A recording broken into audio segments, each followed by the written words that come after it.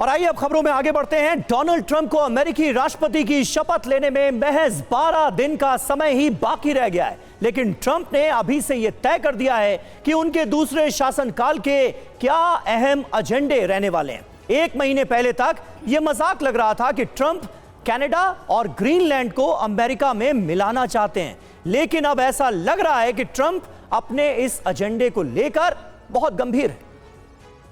आज कनाडा और ग्रीनलैंड पर अपडेट आई है। ट्रंप ने यह साफ कर दिया है कि वो ग्रेटर अमेरिका के लिए बेहद गंभीर है। डोनाल्ड ट्रंप कनाडा को 51वां राज्य कह चुके हैं और अब ट्रंप ने एक मैप जारी किया है।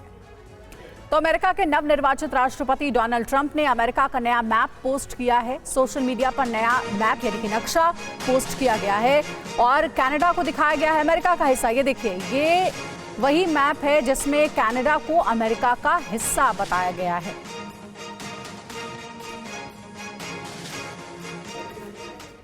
तो पहले जो बात मजाक लग रही थी, अब वो सीरियस हो चुकी है, गंभीर हो गया है मामला। डोनाल्ड ट्रंप ने खुद मैप पोस्ट कर दिया है जिसमें कनाडा को वो अमेरिका का हिस्सा बता रहे हैं। डोनाल्ड ट्रंप का बड़ा ऐलान, मैक्सिको की खाड़ी का नाम बदलेंगे, नाम बदलकर अमेरिका की खाड़ी करेंगे, ये कहा है ट्रंप ने।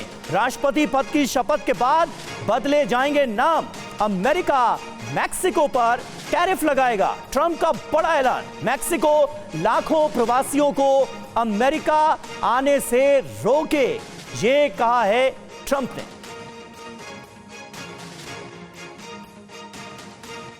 दरअसल डोनाल्ड ट्रंप ग्रेटर अमेरिका के मिशन पर काम कर रहे हैं। कहा तो यह भी जा रहा है कि ट्रूडो का इस्तीफा उनके मिशन की पहली कामयाबी।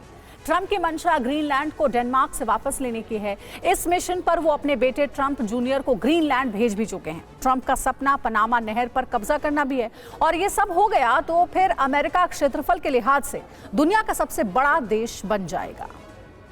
ट्रंप का ग्रेटर अमेरिका का सपना क्या है और अगर इसे पूरा हो गया ये सपना तो फिर अमेरिका कितना ताकतवर हो जाएगा, ये अब समझिए। अमेरिका का मौजूदा क्षेत्रफल 98 लाख वर्ग किलोमीटर से थोड़ा ज्यादा है और अगर इसमें कनाडा और ग्रीनलैंड का क्षेत्रफल भी मिल जाए तो पूरा इलाका लगभग 220 लाख वर्ग किलोमीटर हो जाएगा, जो रूस के क्षेत्रफल से भी ज्यादा होगा। आबादी के हिसाब से देखें तो अमेरिका की जनसंख्या 33 करोड़ से ज्यादा है और तीनों मिल जाने के बाद ग्रेटर अमेरिका की जनसंख्या 37 करोड़ से ज्यादा होगी। वैसे तो अमेरिका खुद आर्थिक सुपर पावर है, लेकिन अगर तीनों की जीडीपी मिला दी जाए तो ये 31 ट्रिलियन डॉलर से ज्यादा होगी।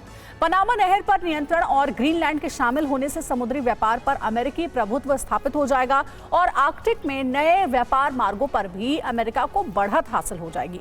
बात अगर ग्रेटर अमेरिका की सामरिक स्थिति की करें तो अमेरिका में कनाडा और ग्रीनलैंड के जुड़ने से आर्कटिक क्षेत्र में रूस और चीन के मुकाबले अमेरिका को रणनीतिक बढ़त हासिल होगी।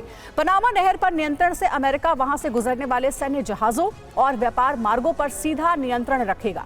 प्रशांत महासागर और अटलांटिक महासागर के बीच अमेरिका बेहद तेजी से सैन्य तैनाती कर सकेगा।